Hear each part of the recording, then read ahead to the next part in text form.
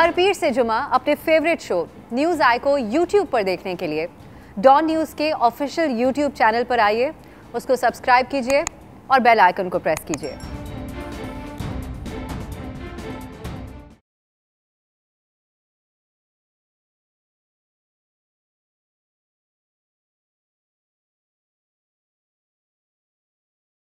अस्सलाम वालेकुम, मैं हूं अफसा कोमल। नाजरीन, एक बात जो ज़बान ज़द आम रहती है वो होती है मीडिया के किरदार के हवाले से हमारे यहाँ, और यही बात की जाती है कि मीडिया ज़िम्मेदाराना किरदार अदा नहीं करता, रिपोर्टिंग ठीक तरीके से नहीं होती, सहाफ़ी कौमी मुफाद को मद्देनज़र रख कर रिपोर्ट नहीं करते। अब अगर हालिया जो कुछ इन दिनों में वाक़यात हुए उनको देखा जाए तो एक बयान हल्फी की बात सामने आई और फिर एक लीक्ड ऑडियो टेप, इन दोनों चीज़ों को सहाफ़ियों की तरफ से रिपोर्ट किया गया। लेकिन हमने देखा कि एक बड़ी बहस शुरू कर दी गई सहाफ़ियों के हवाले से भी। एक मामला तो अदालत में है, लेकिन तौहीन अदालत का, लेकिन एक दूसरा जो मामला लीक्ड ऑडियो का है उसमें फैक्ट फोकस नामी वेबसाइट की तरफ से जिन सहाफ़ी की तरफ से की गई, इसको ये खबर शाया की गई, उनके ऊपर बहुत ज़्यादा बात हो रही है।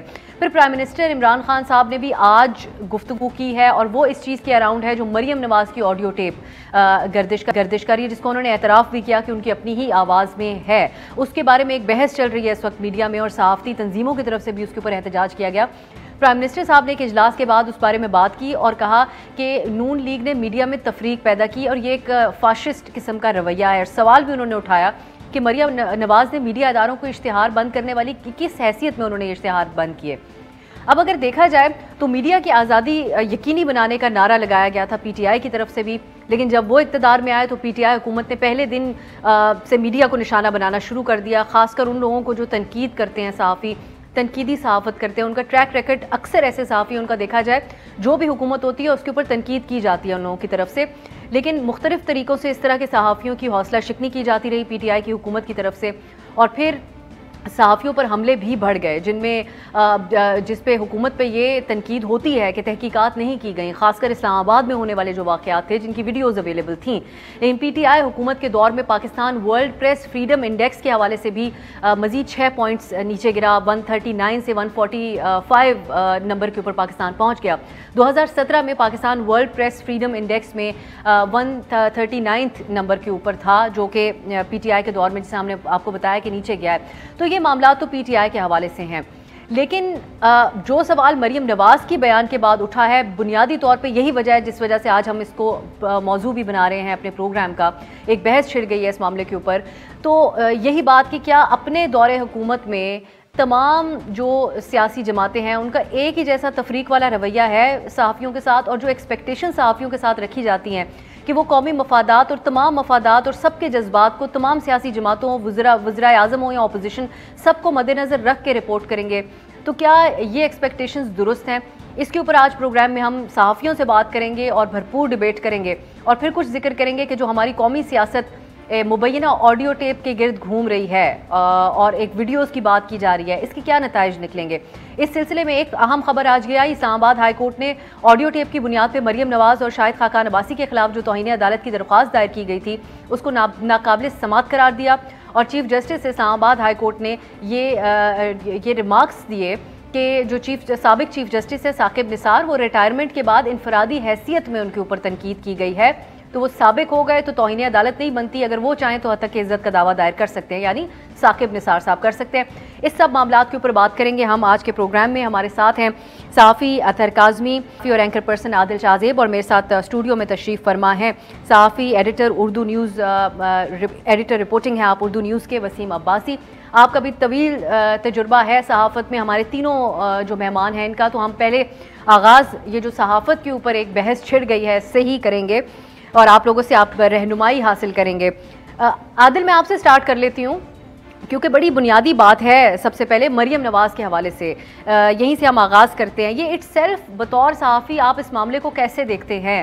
ये जो वजाहत दी गई नून लीग की तरफ से कि ये पार्टी फंड्स से इश्तिहारात देने की बात है, लेकिन कोई क्लैरिटी नहीं है कि ये ऑडियो टेप कब का है, तो इस तरीके से इन्फ्लुएंस करना और तनकीद बर्दाश्त न करना, ये क्या पैगाम देता है कि क्या अक्रॉस द बोर्ड बेशक सहाफ़ती तंजीमों के साथ एहतजाज में बैठ जाएँ पार्टियाँ आके, लेकिन अंदर सोच यही मौजूद है, तनकीद बर्दाश्त नहीं होती किसी से भी?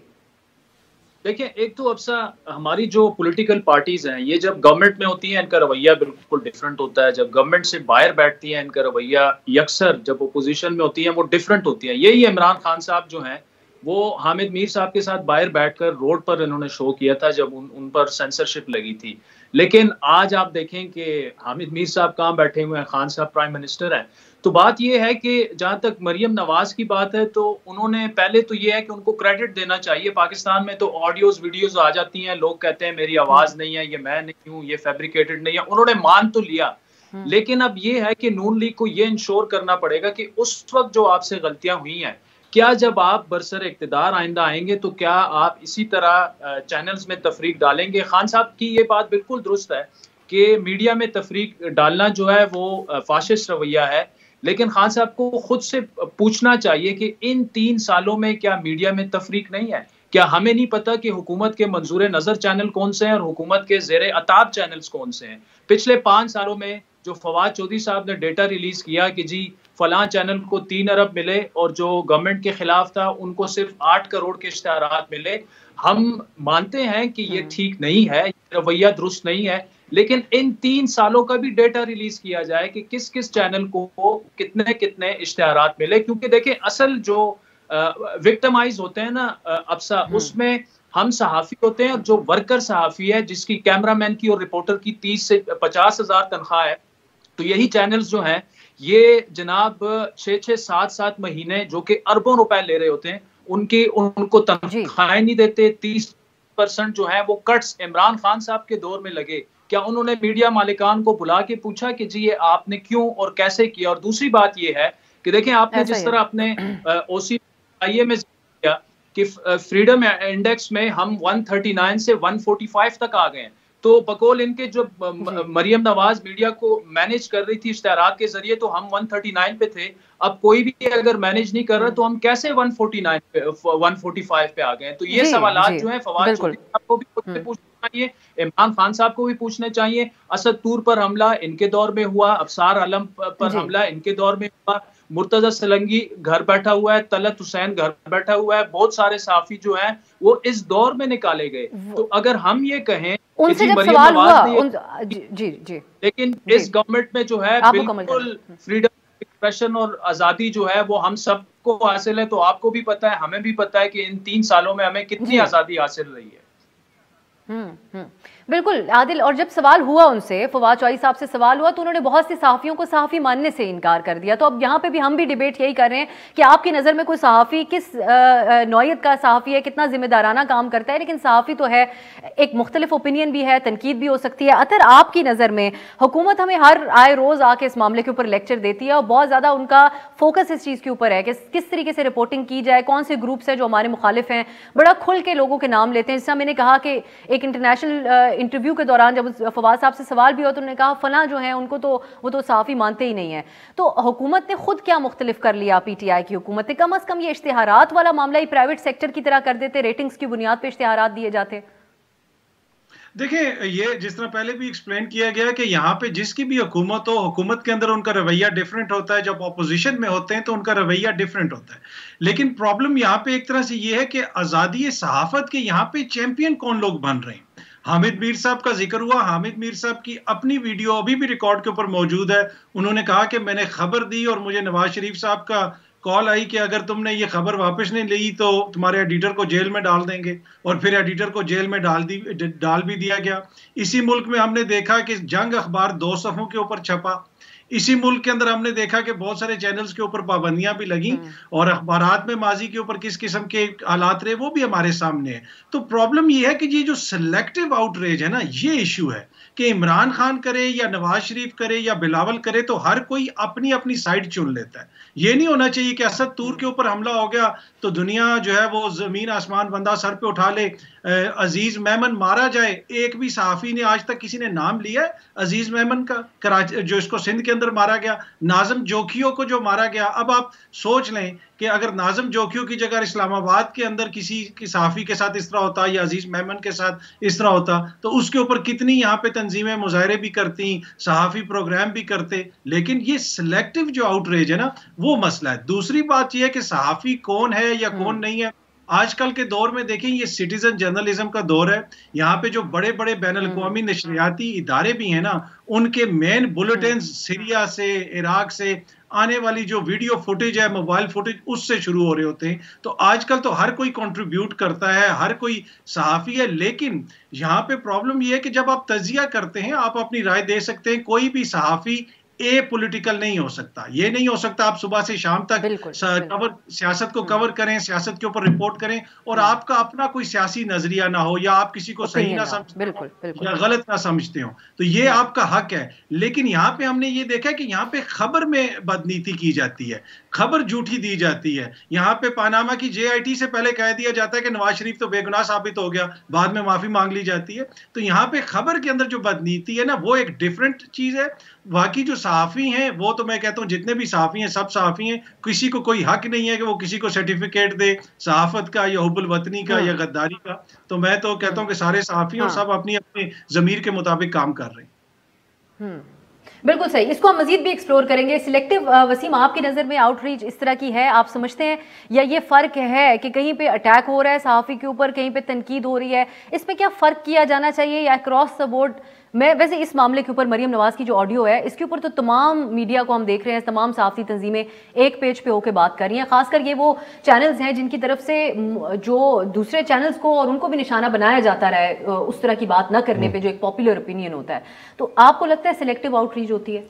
बिल्कुल, मेरे ख्याल में होती तो है, सेलेक्टिव आउटरीच है, लेकिन हर तरफ से होती है। आप देखें कि कहा जाता है कि एक तरफ इश्तिहार नहीं दिए गए, जो कि वाकई आपने सही कहा कि सब ने ही मजम्मत की है कि अगर इश्तिहारात की भी सिलेक्टिव तकसीम होती है तो ये अच्छी चीज़ नहीं है। गो कि इसकी हिस्ट्री आपको पता है कि आप ट्रेस बैक करें तो जब से पाकिस्तान आया हमेशा से कुछ फेवरेट ग्रुप्स होते हैं और कुछ जो आपके ज़ेर एताब होते हैं। तो इस दौर में भी देखा गया, पिछले दौर में भी, उससे पिछले दौर में भी, हर दौर में भी देखा गया। लेकिन अब देखें कि सहाफ़ियों पे हमले होते हैं, वो जान से जाते हैं, क्या ये इतनी ज़्यादा सीरियस बात है? ये बात कि किसी को फाइनेंशियली नुकसान पहुँचाया जाता है या किसी को सरकारी इश्तिहार नहीं मिलते? जबकि फवाद चौधरी साहब ये कह चुके हैं, इससे पहले कई मिनिस्टर्स पहले कह चुके हैं कि आजकल जो मॉडल है वो बदल गया है जर्नलिज्म का, उसमें गवर्नमेंट के इश्तिहारात पे इतने डिपेंडेंट नहीं होते। आप ये भी देख लें कि रेटिंग में क्या कोई फ़र्क आया था अगर इश्तिहारात कम मिले हैं तो? ये जो जिन चैनल्स को ज़ेर एताब बनाया गया था मरियम नवाज़ साहबा के दौर में बकौल उनके, तो वो फिर भी चलते रहे। इसकी वजह क्या है? इसका मतलब है कि फाइनेंशियली उनको कोई इतना क्रिपल नहीं कर सकी थी गवर्नमेंट, तो वो तो अभी भी नहीं हो सकता। लेकिन जो आवाज़ें बंद की जाती हैं, जैसे कि मतियुल्लाह जान को जब तो डाली गई ना कि इस तरह की रिपोर्टिंग जो काबिल कबूल है उनको इश्तिहार मिलेंगे, जो काबिल कबूल नहीं है बेशक को फर्क ना पड़ रहा उनके ऊपर, लेकिन उनके फाइनेंसेस के अंदर तो फर्क आ जाता है दो इदारों के अंदर। बिल्कुल, डेफिनेटली वो तो काबिल मजम्मत है, उसको आपने जैसे कह दिया अक्रॉस द बोर्ड उसकी मजम्मत आ रही है कि ये इस तरह होना नहीं चाहिए उसूलन। लेकिन मैं ये कहता हूँ कि इस चीज़ का भी देखना चाहिए कि फाशिस्ट जो अप्रोच है जर्नलिस्टों के खिलाफ वो बहुत ज़्यादा काबिल मजम्मत है। अगर किसी की आवाज़ ही बंद कर दी जाए, उसको TV से गायब कर दिया जाए और उसके अलावा किसी को मारा जाए, किसी की जान को ख़तरे में डाला जाए, ये चीज़ें, ये नूरानी के साथ नहीं हुआ, मतियुल्लाह जान साहब के साथ नहीं हुआ, अटैक्स हुए हैं, असद के साथ हुआ है, तो इन चीज़ों की और इन चीज़ों की मजम्मत तक नहीं की गई एक साइड से। तो अब इस चीज़ का भी तो इदराक होना चाहिए कि अगर आप समझते हैं कि आज़ादी सहाफ़त एक बहुत मुक़द्दस एक अहम शोबा है, तो आपको चाहिए कि फिर आप जो आपके मुखालिफ नुक्ता नज़र रखने वाले हैं, अगर उनको ज़ेर ताब बनाया जाता है या उनको निशाना बनाया जाता है, तो उसकी मजम्मत कम अज़ कम करें, मजम्मत कम अज़ कम की जाए।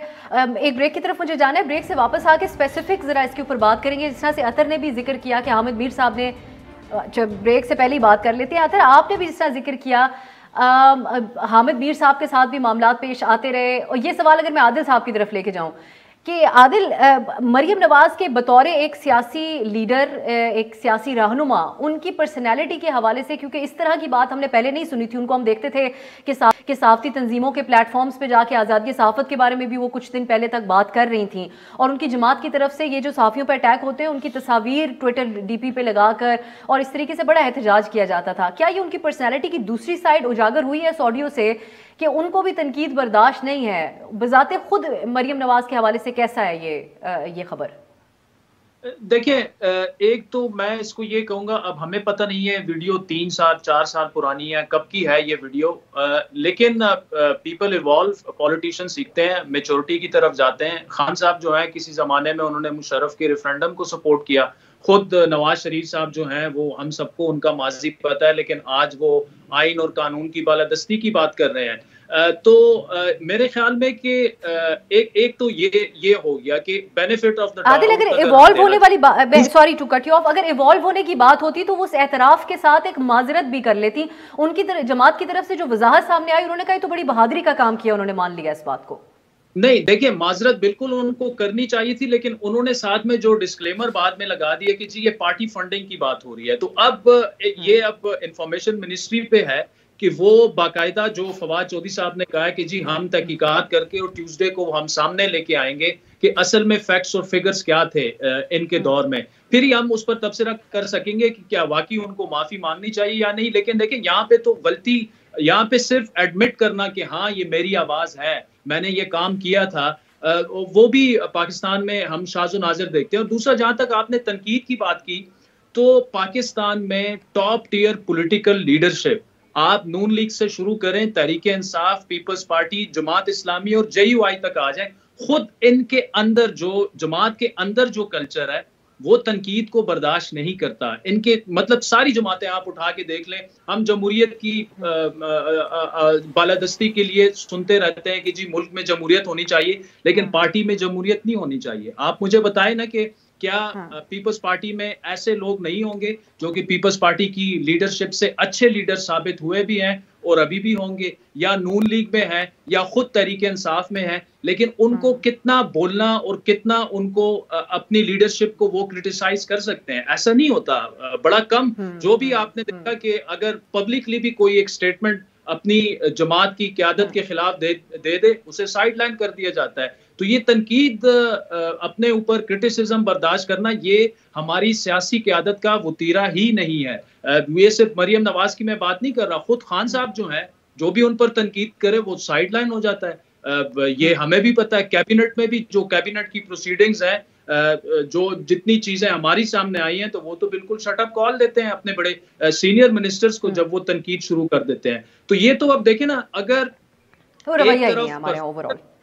एक तरफ अगर परफेक्शन होती और दूसरी तरफ हमें फ्लॉज नजर आते, तो हम कहते देखें ना, इस तरफ परफेक्शन है, इस हमाम में वो कहते हैं ना कि सारे वही हैं। मैं वो वर्ड नहीं यूज करूंगा, लेकिन हमें जो है हमारी पूरी पॉलिटिक्स को थोड़ा सा मैच्योरिटी का मुजाहरा करना होगा। और देखिए, कल मैंने एक बात कही थी, और मेरे ख्याल में ये जो मीडिया में हम तफरीक पैदा कर देते हैं हमारे हुक्मरान कि जी ये ज़ेरे अताब रहेगा, ये मेरे मंजूर नजर है। अब आप देखें ना, इस कैबिनेट में जो भी टॉप टियर मिनिस्टर्स हैं, वो स्पेसिफिक चैनल और स्पेसिफिक एंकर के पास जाकर अपनी सफाइयां देते हैं, ठीक है। फिर आप ये जो इश्तिहारात की हम करते हैं, इश्तिहारात की जब हम बात करते हैं, जो ज़ेरे अताब चैनल होते हैं, मालिक को तो कोई नुकसान नहीं पहुंचा। जब आप किसी चैनल को ज़ेरे अताब लाते हैं, उसका इनडायरेक्टली जो नुकसान होता है वर्कर्स को होता है, उनकी तनख्वाहें। मुझे एक शॉर्ट ब्रेक की तरफ जाने, आदिल आपने बहुत अहम बात की है, आपने बहुत अहम बात की है, मुझे एक ब्रेक की तरफ जाना है, हम इसके ऊपर भी बात करेंगे। और फिर खासकर मैं चाहूंगी कि आप तीनों जो शख्सियात बैठे हैं, जरा खबर देने वाला जो खबर बन जाते हैं, हमारे यहाँ जात से इख्तलाफ हो सकता है, किसी की पर्सनैलिटी नापसंद हो सकती है, लेकिन खबर से फोकस हट जाता है, उस शख्सियत की तरफ चला जाता है। इस पर बात करते हैं एक ब्रेक के बाद।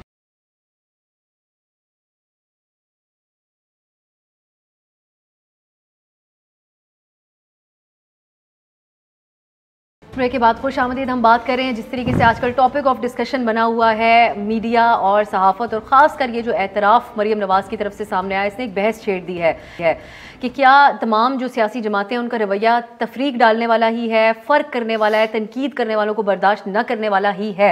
अथर, ब्रेक के बाद अब मैं चाहूँगी कि हम ज़रा इस बारे में बात करें जो हमारे यहाँ एक बहस छिड़ी रहती है, क्योंकि आप भी, आदिल भी, इंटरनेशनल मीडिया BBC के लिए भी आप लोग काम कर चुके हैं, कुछ वसीम जो हैं ये फुल ब्राइट प्रोग्राम का हिस्सा रहे हैं सहाफ़त के हवाले से, तो असूलों को समझते हैं कि इंटरनेशनली किन असूलों को फॉलो किया जाता है।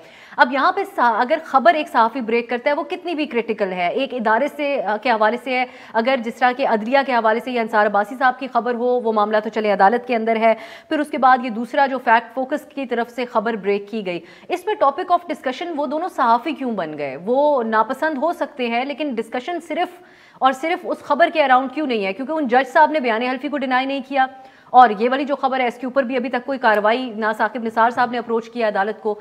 तो इन दो शख्सियात के गिर्द, सहाफ़ियों के गिर्द क्यों है डिस्कशन?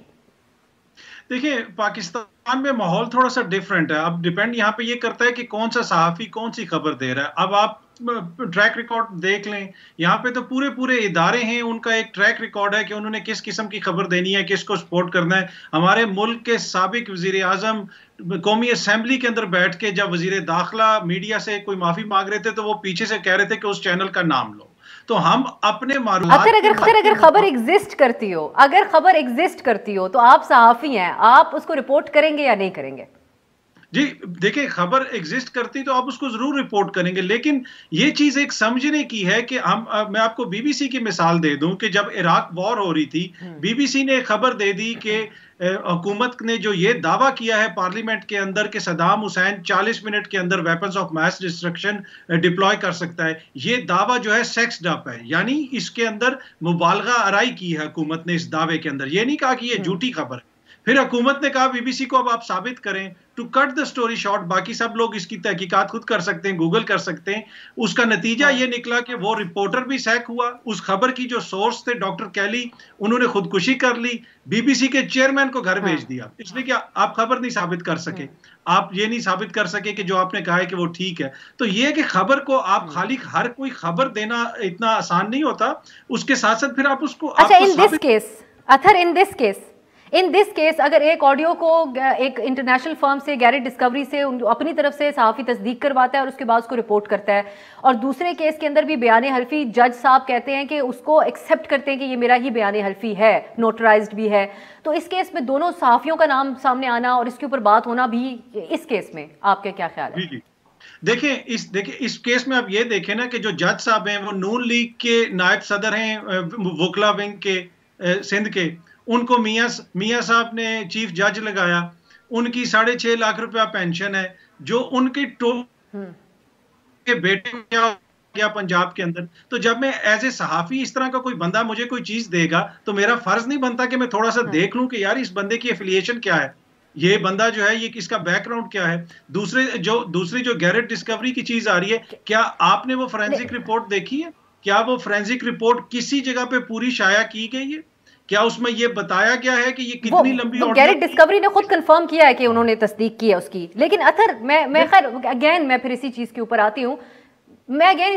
आती हूँ, कि अगर जज साहब का जो भी बैकग्राउंड है, सहाफ़ी के पास ये खबर आ रही है कि ये उनका बयान हल्फी है, ये उसकी कॉपी आपके पास है साइंड और कंफर्म्ड, तो उसके बाद वो रिपोर्ट नहीं करेगा, या उनकी क्या जज्बात है उसके पीछे, या उनका क्या बैकग्राउंड है उसके ऊपर फोकस करेगा? क्या पॉसिबली क्या करते हैं अंसार अब्बासी साहब आपकी नजर में? देखिए, एक सब जुडिस केस है, आप बरतानिया के अंदर किसी केस के हवाले से कोई केस चल रहा हो, इस तरह की चीज छापें तो फिर आप सनलाइट के अंदर नहीं रह सकते, फिर आप जेल में ही जाएंगे कॉन्टेम्प्ट ऑफ कोर्ट में। तो ये इतना सब जुडिस केस है। 3 दिन के बाद मरियम बीबी की उसी जज के सामने जो है हियरिंग है, तो आप 2 दिन पहले इतना बड़ा इल्जाम लगा देते हैं, और वो जज जिसके ऊपर इल्जाम लगा वो मुल्क के अंदर ही नहीं था, चीफ जस्टिस ने खुद उस चीज की गवाही दी कि तो ये सहाफी का फर्ज नहीं था कि उसके पास एफिडेविट पहुंच गया, तो कम से कम वो कोई कॉज लिस्ट मंगवा के चेक कर लेते कि उस वक्त जज साहब के सामने कौन थे। ये सब जिम्मेदारियां आती हैं वसीम आपकी नज़र में सहाफ़ी के ऊपर कि वो देखे कि क्या समात होनी है, इसके क्या असरात होंगे खबर के? देखिए, ये जो मुअज़्ज़ज़ दोस्त ने कहा फैक्चुअली भी करेक्ट नहीं है। उन्होंने जज साहब का नाम नहीं लिया जिनके सामने केस लग रहा था, जिन जज साहब की बात हो रही है। अंसार अब्बासी साहब की स्टोरी में एक जज साहब का एफिडेविट है जो चीफ जज हैं गिलगित बल्तिस्तान के, जिनके खिलाफ है उनसे भी मौक़िफ़ लिया, जिनका है उनका भी मौक़िफ़ लिया, जिनका ये जिक्र कर रहे हैं उनका जिस कोर्ट में केस लगा हुआ है उस कोर्ट का कोई जिक्र नहीं है। जिन जज साहब की बात हो रही है उन जज साहब का कोई नाम नहीं लिया उन्होंने। अब्बासी साहब ने दोनों सोर्सेज से कंफर्म किया, एक सहाफ़ी का काम है, और उन्होंने ये चेक किया कि नोटराइज्ड है प्रॉपरली, फेक डॉक्यूमेंट तो नहीं है, कॉपी तो नहीं है, वो भी चेक किया। तो एक मैसेंजर को शूट करना हमारे नज़दीक, हम सबसे पहले ये देखें कि किसने ये मैसेज कन्वे किया है। अब मैसेज की क्वालिटी को भी तो देखें ना। You are entitled to your own opinion but you are not entitled to your facts. Facts तो उन्होंने रिपोर्ट किए हैं, और जो सहाफ़त में सिखाया जाता है कि आप फैक्ट्स को वेरीफाई करें। मैंने तो अंसार अब्बासी साहब के साथ काम भी किया है, मुझे कभी उनकी किसी अप्रोच में फ्लॉ नज़र नहीं आया। हमारी भी स्टोरीज़ को करेक्ट करते थे, हमें बताते थे कि मुखालिफ पार्टी का या जिस पार्टी के हवाले से स्टोरी है सबका वर्जन होना चाहिए कंप्लीट वर्ड बाय वर्ड, और उसके अलावा फैक्ट्स को वेरीफाई कर लें। तो मेरे ख्याल में अगर उन्होंने सारे तकाजे पूरे किए हैं, इसी तरह अगर अहमद नूरानी साहब ने स्टोरी की है उसके साथ फॉरेंसिक रिपोर्ट लगाई है, फॉरेंसिक रिपोर्ट सामने भी आई है बाय द वे, और फॉरेंसिक रिपोर्ट जिस कंपनी ने की है जिस तरह आपने बताया वो मान भी रही है, और उससे सवाल भी किए गए, उसने जवाब भी दिए। आप कर सकते हैं। उनकी स्टोरी को रिफ्यूट अगर करना है तो स्टोरी को किसी एविडेंस के साथ रिफ्यूट करें, जिस तरह उन्होंने एविडेंस के साथ। बिल्कुल सही। एक ब्रेक, मुझे आदिल का भी स्पेशल कमेंट इसके ऊपर लेना है। अतर आपकी तरफ भी दोबारा मैं आऊंगी। और फिर ये कि हम नियतों का हाल तो एक तरफ रखा जी, किसके साथ क्या तासुर है किस सहाफ़ी के बारे में कि वो किस तरफ है, लेकिन कम अज़ कम हम इंडिविजुअली जो रिपोर्ट सामने आती है, जो रिपोर्ट पेश की जाती है, इसके ऊपर काम किया जाता है, उसको उस तरीके से क्यों नहीं देखते, शख्सियात के ऊपर क्यों ले जाते हैं मामला। मजीद इस पर बात होगी एक ब्रेक के बाद।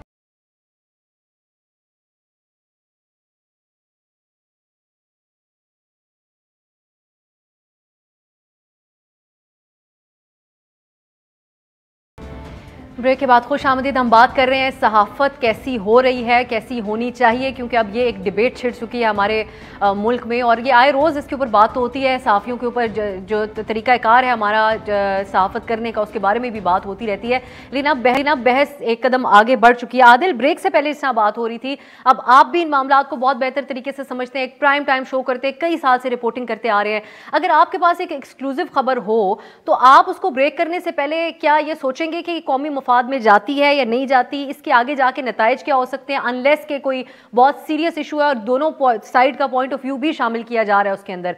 तो ये सब चीजें सहाफ़ी के कंसर्न्स होने चाहिए उस टाइम, या एक्सक्लूसिव खबर को पूरी दुनिया में इस तरह ब्रेक किया जाता है वैसे ही होता है? देखिए, मेरे ख्याल में जो अंसार अब्बासी साहब ने किया, और मैं पहले थोड़ा सा आपको बता दूं कि अंसार अब्बासी साहब से मैं जिंदगी में कभी नहीं मिला, एक दफा मुसाफा किया है। उनको अगर मैं जानता हूं तो उनके काम की क्रेडिबिलिटी की वजह से जानता हूं। अगर मेरे पास भी ये एफिडेविट आता तो मैं डेफिनेटली उसको रिपोर्ट करता। हाँ, अलबत्ता मेरे ख्याल में, मैं उनसे बड़ा जूनियर हूं, मेरे ख्याल में उनको जो इस्लामाबाद हाई कोर्ट के रजिस्ट्रार हैं उनसे मौकिफ ले लेना चाहिए था। लेकिन जिस जज के बारे में खबर है, जिन जज पर इल्जामात लगे हैं, उनका मौकिफ शामिल है, जो जज एफिडेविट दे रहा है उनका मौकिफ शामिल है। अब अंसार अब्बासी साहब, अदालत तो नहीं है कि वो बैठ के फैसला करें कि एफिडेविट गलत है या ठीक है, लेकिन एक बंदा एफिडेविट दे रहा है, ही सिंपली रिपोर्टिंग कि जी एक साबिक चीफ जज जो है वो ये इतना बड़ा इल्जाम लगा रहा है। अब ये साबित करना तो अदालत का काम है कि जनाब ये जो इल्जामात हैं ये दुरुस्त हैं या गलत हैं, या जिन साहब पर इल्जामात लगे हैं साहब पर, वो उनको अदालत में ले जाएं कि आप तो खुद चीफ जज रहे हैं, इतना बड़ा इल्जाम आप मुझ पे कैसे लगा रहे हैं, आप तो नून लीग के जो है लगाए हुए जज हैं। जो भी ये बातें सारी हो रही हैं ये अदालत के अंदर होनी चाहिए। ये सहाफी का काम नहीं है कि किसी चीज को गलत साबित करे, दुरुस्त साबित करे, क्योंकि देखें हम जब रिपोर्ट कर रहे होते हैं हम फैक्ट्स को देखते हैं, और एक बंदा अगर साबिक चीफ जज रह चुका है और वो इतना बड़ा सीरियस इल्जाम लगा, ये इल्जाम पहली दफा नहीं लगा, शौकत सिद्दीकी भी इल्जाम लगा चुका है, अरशद मलिक की वीडियोस भी हम देख चुके हैं। ये सारे केसेस जो हैं ये अदालत में हैं, और भी दो तीन चीजें जो हैं वो और भी आने वाली हैं, जो जिस तरह से नून लीग वाले बता रहे हैं। तो ये बड़ा सीरियस एक इल्जाम। हाँ, जनाब ठीक है जी, वो सब जुडिस है तो हम उस पर ज्यादा नहीं जाते, लेकिन ये इल्जाम की नौयत ऐसी है कि ये बहुत ज्यादा सीरियस है कि आप एक सिटिंग मिनिस्टर कोई भी होता तो रिपोर्ट करता और को किस तरह उठा रहे हैं। तो मेरे ख्याल में अगर अदालतें इसका फैसला ना करें तो फिर तारीख इसका फैसला कर लेगी। लेकिन जहां तक अंसार अब्बासी साहब की बात है, मेरे ख्याल में उन्होंने बिल्कुल दुरुस्त किया, और मैं फिर उसको दोहराता हूँ कि इस्लामाबाद हाई कोर्ट से उनको ओपिनियन देना चाहिए था। अदरवाइज कर लेते तो बेहतर होता, लेकिन दोनों फरीकैन का था उसमें, साबिक चीफ जस्टिस का भी मौक़िफ़ था, साकिब निसार साहब को भी उन्होंने राब्ता किया था, और जज शमीम साहब का भी था। अतर जी हमारे यहाँ पे माहौल ऐसा बन गया ना कि उमर चीमा अगर पनामा लीग्स पर काम करे तो उसकी बल्ले बल्ले वो हीरो बन जाए, पिंडोरा लीग्स पर काम करे चूंकि 2-3 मिनिस्टर्स के नाम आ रहे हैं तो उमर चीमा को कितनी गालियां उस पर पड़ी। ये तो आपने हकीकत का अहाता कर दिया। बिल्कुल, जब नून लीग के दौर में इन्वेस्टिगेटिव इतने जबरदस्त उसके पीसेज आते थे तो खान साहब के सामने वो बड़े अच्छे रिपोर्टर थे। आज वही अहमद नूरानी जो है, आप उसको वो बेचारा आ नहीं सकता, कल उनकी मिसेस पर अटैक हो गया और जैसे उसके अगले 2 मिनट बाद आप अच्छा वो खैर बहरहाल आदिल मैं एक चीज करेक्ट कर दूं, वो उन्होंने खुद अपने इज़हार ख्याल किया अपना ट्विटर के ऊपर, अहमद नूरानी ने, उन्होंने कहा वो जो अटैक हुआ उनका इस केस के साथ कोई ताल्लुक नहीं है। मैं अतर का भी कमेंट जरूर शामिल करना चाहता था, जो अब वसीम ने बातें की अगर उस पर भी आप रिस्पॉन्ड करना चाहें। और फिर हुकूमत का जो ऑब्सेशन है कि इस तरह रिपोर्ट करे इस तरह ना करे, उस दिन फवाद साहब ने शिकवा किया चीनी की कीमतें जब बढ़ गई तो आप लोगों ने रिपोर्ट किया, कम हुई तो कम नहीं की, तो 55 रुपए कीमत अचानक बढ़ेगी तो ये एक ब्रेकिंग न्यूज़ है। अब नॉर्मल होंगी कीमतें तो हर रोज तो ब्रेकिंग न्यूज़ नहीं हो सकती। ये क्यों ऑब्सेस्ड है हुकूमत भी कि किस तरह बताया जाए मीडिया को कैसे काम करना है? ठीक, अच्छा पहली बात ये कि जो अंसार अब्बासी साहब की स्टोरी है ना, वो पूरी स्टोरी उस एफिडेविट के ऊपर बनी हुई, और उस एफिडेविट की सिग्निफिकेंस ये है कि एक सर्विंग हाई कोर्ट के जज का उसके अंदर जिक्र है। दूसरी बात यह है कि अंसार अब्बासी साहब जो हैं उनकी अपनी स्टोरी है इसी रवां बरस की, जिसके अंदर वो बता रहे हैं कि ये जो चीफ जज हैं राना शमीम साहब, इनको कितना बड़ा फायदा पहुंचाया गया, इनकी 6.5 लाख रुपया पेंशन है, इनको फॉर्च्यूनर गाड़ी के लिए पैसे दिए गए, ये उनकी अपनी स्टोरी है।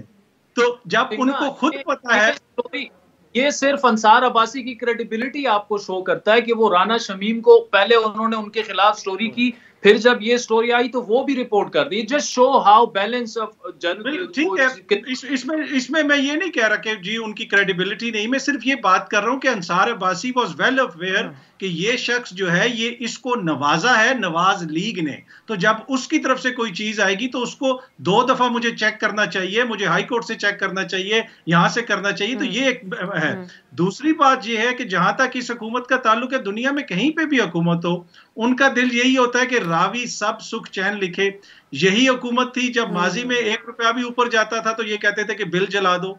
अभी जो है लोग खुदकुशियां भी कर रहे हैं, मुल्क के अंदर मसाइल भी हैं, तो ये हमें बाहर की मिसालें भी देते हैं जो क्या पता ठीक भी मिसालें हों। लेकिन इस हुकूमत का मसला ये है कि ये दूसरों के ऊपर जिम्मेदारी डालती रहती है। ये अभी तक उस मोड से बाहर नहीं आए। इनके जो तर्जुमान भी हैं वो हर किसी से लड़ाई शुरू कर देते हैं। इनको समझने की जरूरत है कि जो हुकूमतें होती हैं उनके ऊपर तनकीद भी होती है, इसलिए कि आपको जिम्मेदारी दी है अवाम ने और आप जिम्मेदार हैं, आप इस जिम्मेदारी से बरी ज़िम्मा नहीं हो सकते। तो ये इस हुकूमत का मसला है, दूसरों के ऊपर। ये बड़ी आम सी बात है हुकूमतों के ऊपर तनकीद करना, ही बिल्कुल ऐसा ही है। मेरे पास वक्त खत्म हो गया, बल्कि मैं वसीम से भी इस बारे में मजीद बात करना चाहती थी, लेकिन दोबारा इंशाल्लाह हम इस पर जरूर बहस करेंगे। शुक्रिया आप कातर काज़मी, आदिल शाहजेब और वसीम अब्बासी, आप तीनों के कीमती वक्त है। मैं जाते जाते ये जरूर कहूंगी कि जो हमारे एक्सपर्ट्स बैठे हैं ज्यादा इस मामले में जानते हैं क्योंकि उन्होंने इंटरनेशनल मीडिया के लिए काम किया हुआ है, लेकिन बैरून मुल्क में अगर कोई सहाफ़ी रिपोर्टिंग असाइनमेंट के ऊपर निकले, कोई इंटरव्यू करने जाए, तो जिसका इंटरव्यू करने जाता है उसके पैसों से कॉफी भी नहीं पीता है। तो हमारे यहाँ तो अनफॉर्चुनेटली पीटीआई के धरनों और जलसों में स्टेज के ऊपर तकारीर सहाफ़ियों की तरफ से की गई हैं, जिन्होंने बाद में जाके अपने शोज भी किए हैं। और फिर in this case Maryam Nawaz का ये एक्सेप्ट करना कि उन्होंने इस तरीके से प्रेशराइज किया कि किन चैनल्स को इश्तिहारात दिए जाए या ना दिए जाएं। तो इन शॉर्ट बात यही है कि सबका रवैया बराबर एक जैसा ही है, तफरीक ही डाली जाती है, सहाफ़ियों में बर्दाश्त नहीं किया जाता। आज के लिए इजाज़त दीजिए, खुदा हाफिज़।